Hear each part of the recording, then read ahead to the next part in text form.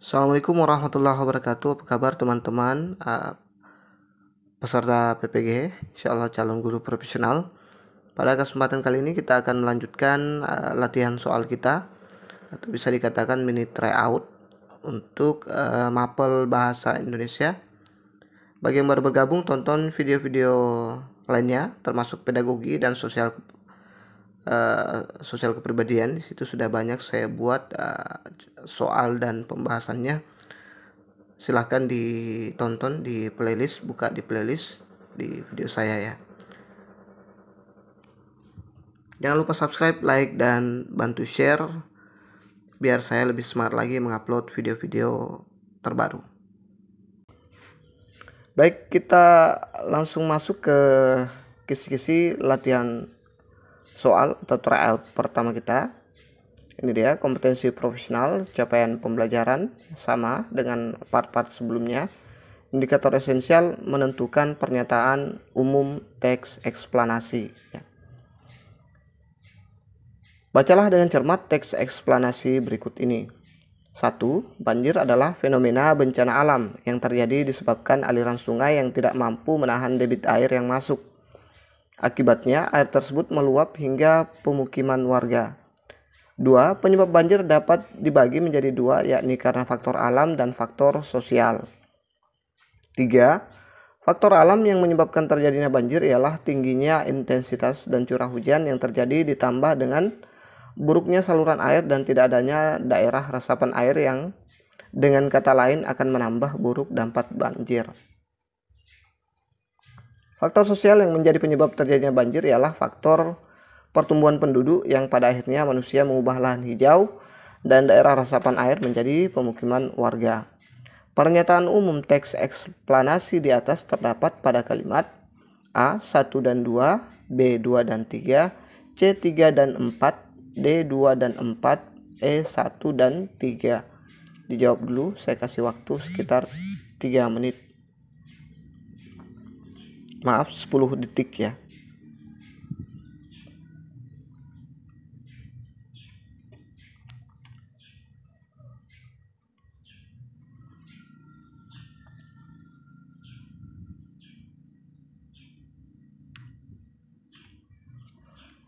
Jadi jawabannya adalah ada di option A, yaitu 1 dan 2. Pernyataan umum teks eksplanasi terdapat pada kalimat 1 dan 2. Kita lihat pembahasannya. Salah satu bagian struktur teks eksplanasi adalah identifikasi fenomena yang dituliskan dalam pernyataan umum atau identifikasi tentang sebuah fenomena.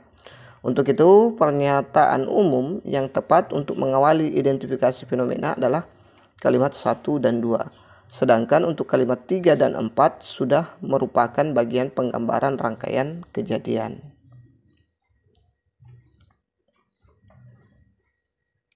Kita lanjut ke kisi-kisi dan latihan soal tryout lainnya. Kompetensi profesional, capaian pembelajaran, sama. Indikator esensial menganalisis kalimat penjelas sebab akibat yang salah dalam teks eksplanasi.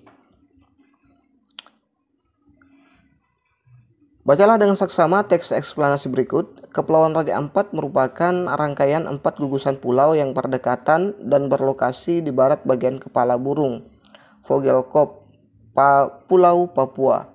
Secara administrasi, gugusan ini berada di bawah Kabupaten Raja Ampat, Provinsi Papua Barat.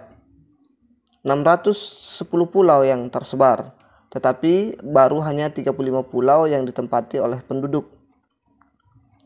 Perlu diketahui bahwa 75% spesies ikan di dunia ini berada di perairan Raja Ampat. Lautan di Raja Ampat adalah ekosistem alam yang masih terjaga kelestariannya hingga kini. Kepulauan Raja Ampat ini sekarang menjadi tujuan para pecinta diving yang tertarik akan pesona pemandangan bawah lautnya. Kegiatan diving atau penyelaman bawah laut dan snorkeling di Raja Ampat menunjukkan pesona alam bawah laut yang begitu sempurna dan indah. Dengan berbagai jenis spesies ikan menggunakan serta terumbu-terumbu karang yang hidup natural. Untuk diving, Anda akan ditemani oleh ahlinya dan menggunakan peralatan menyelam yang lengkap. Jika Anda pernah melakukan diving di pantai-pantai lain, maka Anda akan begitu takjub terhadap keindahan bawah laut Raja Ampat, Papua. Kesalahan kalimat kausalitas pada teks tersebut yaitu A. Kalimat sebab tidak sesuai ide pokok, B. Kalimat sebab mendukung ide pokok, C. Kalimat akibat tidak menegaskan sebab, D. Kalimat akibat dapat dibantah kebenarannya, E. Kalimat bercetak tebal bukan kalimat kausalitas. Silahkan dijawab, saya kasih waktu ya, sekitar 10 detik.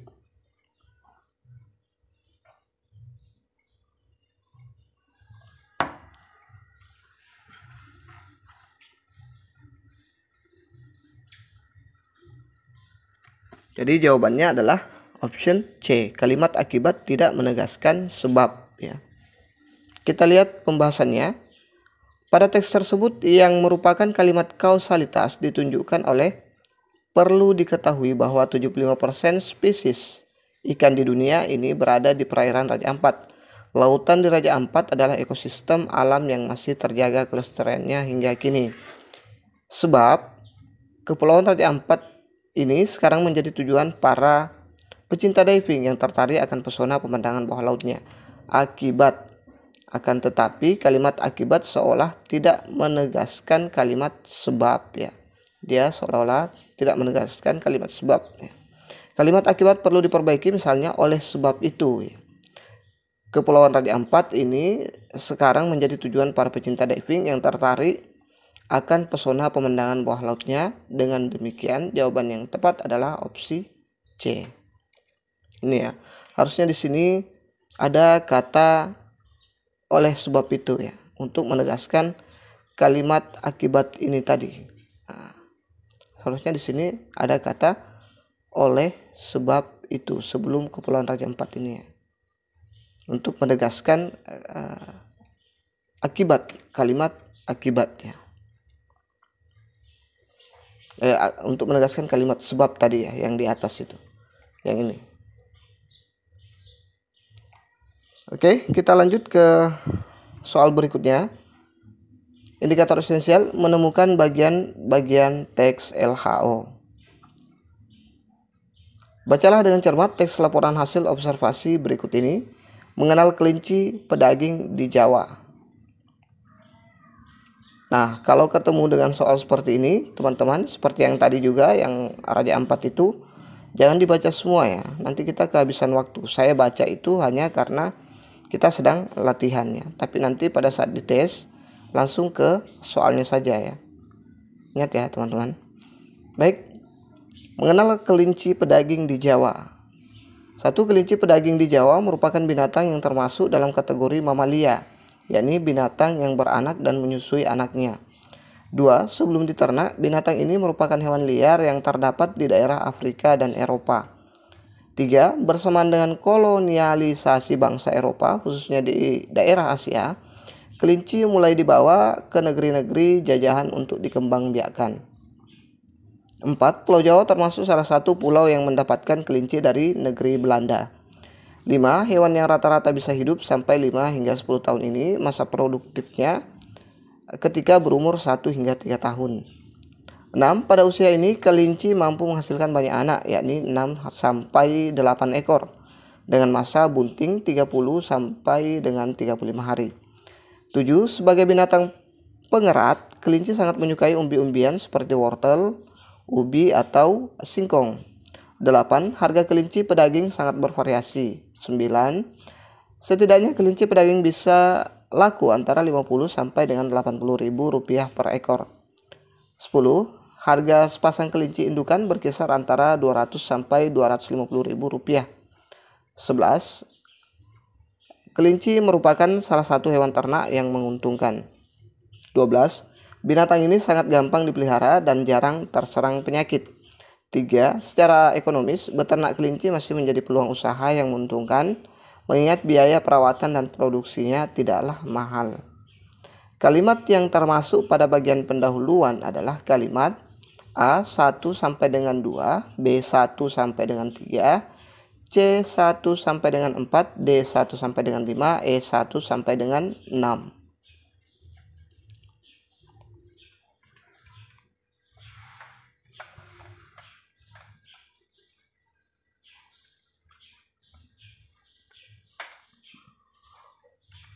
Jadi jawabannya ada di option C, 1 sampai dengan 4 ya, yang termasuk pada bagian pendahuluan kalimat.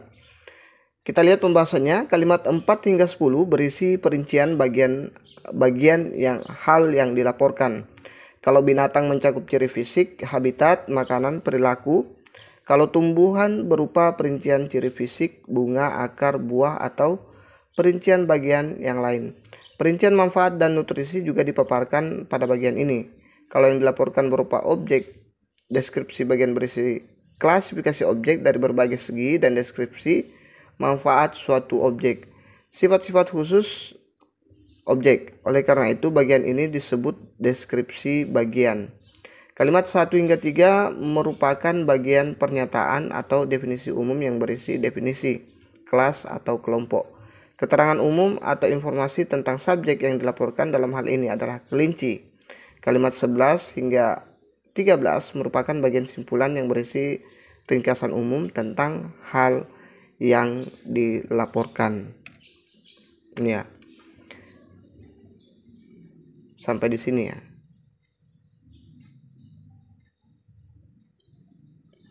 Ini adalah kalimat pendahuluan. Selebihnya itu adalah kalimat rinci. Dan 11 sampai 13 adalah penutup atau kesimpulan atau ringkasan yang dilaporkan. Sudah berapa nomor yang benar, teman-teman? Mudah-mudahan benar semua ya. Ini soalnya agak hot ya. Mirip dengan tes asli P3K. Kita lihat kompetensi profesional. Indikator esensial menemukan bagian teks diskusi ya. Jadi kita langsung baca soalnya, tapi kalau di ujian jangan seperti ini ya, harus langsung ke soal, jangan dibaca semua. Bacalah dengan cermat teks diskusi berikut ini. 1. Bahaya pemakaian narkoba. Sudah banyak diketahui masyarakat, tetapi sampai kini masih ditemukan penyalahgunaannya. 2. Narkoba adalah narkotika dan obat-obatan berbahaya yang merupakan zat adiktif atau psikotropika yang dapat memberi efek ketagihan pada penggunanya, serta menimbulkan dampak buruk pada kesehatan tubuh bila digunakan terus-menerus dalam dosis yang berlebihan. 3. Narkoba dianggap berbahaya karena sudah banyak contoh dampak negatifnya. Gangguan kinerja jantung, pembuluh darah, peningkatan tekanan darah, kerusakan otak, gangguan paru, gangguan fungsi reproduksi, penurunan nafsu makan dan berat badan, mual, muntah, dan AIDS. 4. Namun di sisi lain ada anggapan bahwa pemakaian narkoba itu tidak sepenuhnya buruk jika digunakan dengan benar, terutama pemakaiannya dalam dunia kedokteran. Misalnya untuk pembiusan dan campuran obat tertentu dengan dosis yang tepat. 6. Artinya pemakaian narkoba secara ilegal, berlebihan, dan tidak dalam pengawasan dokter harus dihindari. Bagian teks diskusi yang merupakan bagian isi terdapat pada kalimat, saya salah ketik ya. A 1 dan 2, B 2 dan 3, C 3 dan 4, D 4 dan 5, E 6 dan 5 dan 6.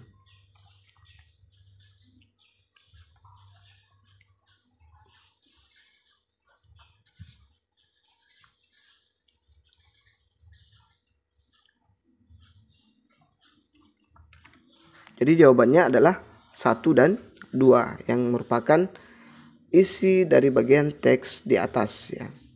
Kita lihat pembahasannya. Struktur teks diskusi terdiri atas pendahuluan, isi, dan simpulan. Bagian pendahuluan berisi pernyataan untuk membatasi topik, latar belakang topik, dan sudut pandang berbeda yang akan dibahas. Kalimat 1 dan 2, bagian isi teks diskusi berisi 2 atau 3 paragraf atau kalimat dengan argumen setuju atau pro dan alasannya, serta contoh yang mendukung gagasan. 2 atau 3 paragraf dengan argumen atau kalimat tidak setuju, kontra dengan alasan serta contoh yang mendukung gagasan. Kalimat 3 merupakan argumen yang bersifat kontra, sedangkan kalimat 4 bersifat pro. Kalimat 5 dan 6 merupakan argumen pendukung bagian isi ya. Jadi ini adalah bagian isi. Bahaya pemakaian narkoba. Nah, ini berbahaya dan merupakan zat adiktif psikotropika. sampai di sini. Dia ini isi, kemudian ini kalimat kontra, sedangkan ini kalimat pro ya. Dan ini pendukung dari isi tadi 5 dan 6 ya.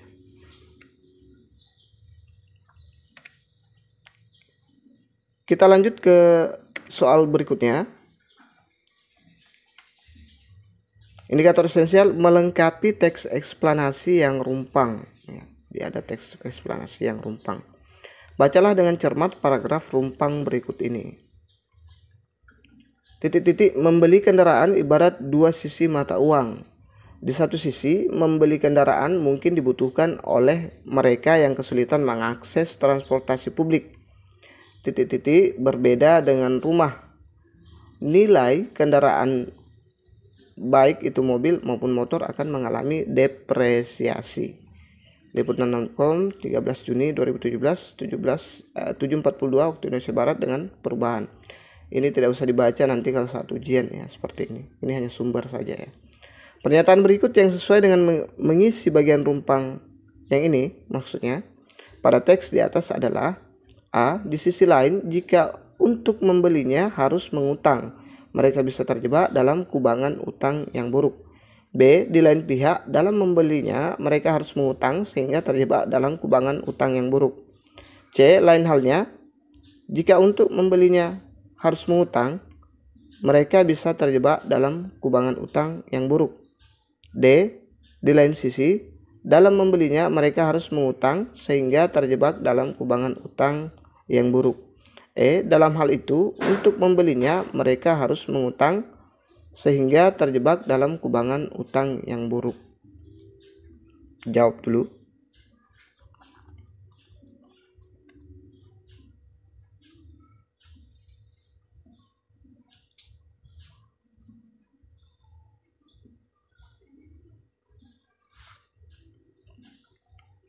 Jadi jawabannya ada di option A. Di sisi lain, jika untuk membelinya harus mengutang, mereka bisa terjebak dalam kubangan utang yang buruk. Kita lihat pembahasannya. Teks eksplanasi terdiri atas identifikasi fenomena, rangkaian peristiwa, dan ulasan. Identifikasi fenomena terkait dengan fenomena alam, sosial budaya, dan fenomena lain. Penggambaran rangkaian kejadian berisi perincian atas kejadian yang relevan dengan identifikasi fenomena. Bagian ini disusun dengan pola kausalitas ataupun kronologis. Sementara ulasan berupa komentar atau penilaian tentang konsekuensi atas kejadian yang dipaparkan sebelumnya.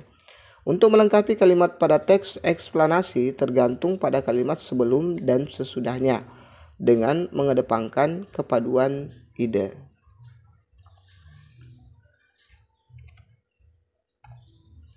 Coba kita baca. Membeli kendaraan ibarat dua sisi mata uang. Di satu sisi, membeli kendaraan mungkin dibutuhkan oleh mereka yang kesulitan mengakses transportasi publik. Di sisi lain, jika untuk membelinya harus mengutang, mereka bisa terjebak dalam kubangan utang yang buruk. Berbeda dengan rumah, nilai kendaraan baik itu motor maupun mobil akan mengalami depresiasi ya. Kita lanjut ke soal berikutnya. Indikator esensial mengurutkan langkah dalam teks prosedur. Bacalah dengan cermat setiap kalimat berikut ini. Cara membuat telur mata sapi. 1. Nyalakan kompor dengan api sedang. Letakkan teflon atau wajan di atas kompor. Masukkan mentega atau minyak goreng secukupnya dan tunggu sampai meleleh atau panas. 2. Siapkan bahan yang berupa telur 1 buah, garam secukupnya, dan mentega atau minyak goreng, serta siapkan pula kompor wajan atau teflon, spatula, dan piring. 3. Angkat dan tiriskan kemudian letakkan di atas piring untuk disajikan. 4. Pecah dan tuangkan isi telur ke dalam teflon atau wajan dan taburkan garam secukupnya di atasnya. 5. Tunggu sesaat dan baliklah dengan memakai spatula agar kedua sisinya matang. Untuk menyusun teks prosedur yang tepat, 5 kalimat di atas harus diurutkan sebagai berikut. A. 21453, B. 21345, C. 12345, D. 12453, E. 23451.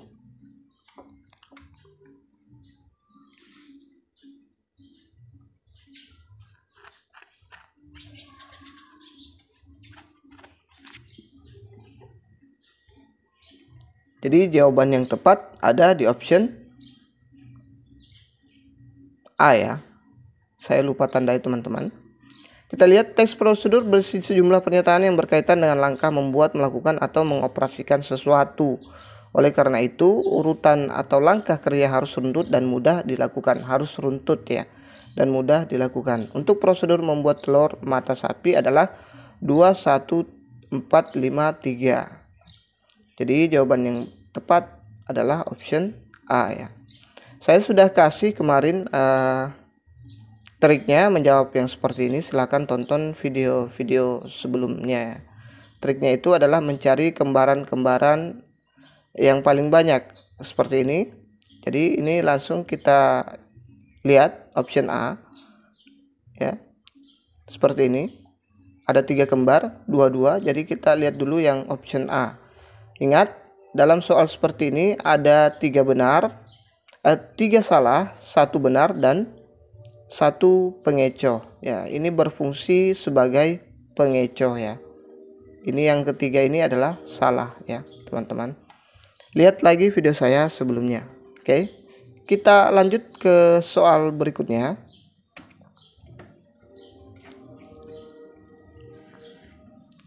Kompetensi profesional, indikator esensial, merekonstruksi kalimat teks berita. Bacalah petikan kalimat berikut ini, cermati teks berita berikut. Lagi-lagi kasus siswa melawan guru yang mencoreng pendidikan nasional terjadi. Sebuah video yang menunjukkan kekurang ajaran murid itu tersebar menjadi viral di media sosial, terutama Facebook. Video viral ini diunggah beberapa pemilik akun, diantaranya Putri Rizky. Unggahan akun Putri Rizky 6 jam lalu itu sudah dibagikan 2.300 kali hingga Kamis 21 bulan 2 2019 pukul 00.35. Komentar dari netizen pun sudah mencapai 645 dengan lebih dari 126 tayangan. Seharusnya makhluk seperti ini dikasih hukuman biar yang lain pada jera. Itu guru lu woi, ya ampun parah banget manusia, tulis Putri Rizky. Kita lihat kalimat komentar bercetak miring tersebut dapat disampaikan. A. Pelajar seharusnya diberi hukuman agar tidak berani melawan guru. B. Pelaku siswa melawan guru sebaiknya ditindak tegas agar menimbulkan efek jera. Guru seharusnya dihormati dan dihargai, bukan dilecehkan apalagi dianiaya. C. Guru seharusnya dihormati dan dihargai oleh siswa. Supaya timbul efek jera, perlu adanya tindakan tegas untuk siswa yang melawan guru. D. Seharusnya makhluk seperti ini dikasih hukuman biar yang lain pada jera. Itu guru yang harus dihargai. E. Pelajar seyogyanya menghormati guru. Kalimat komentar bercetak miring tersebut ya, dapat disampaikan lebih bagus maksudnya ya, karena ini tidak baku ya.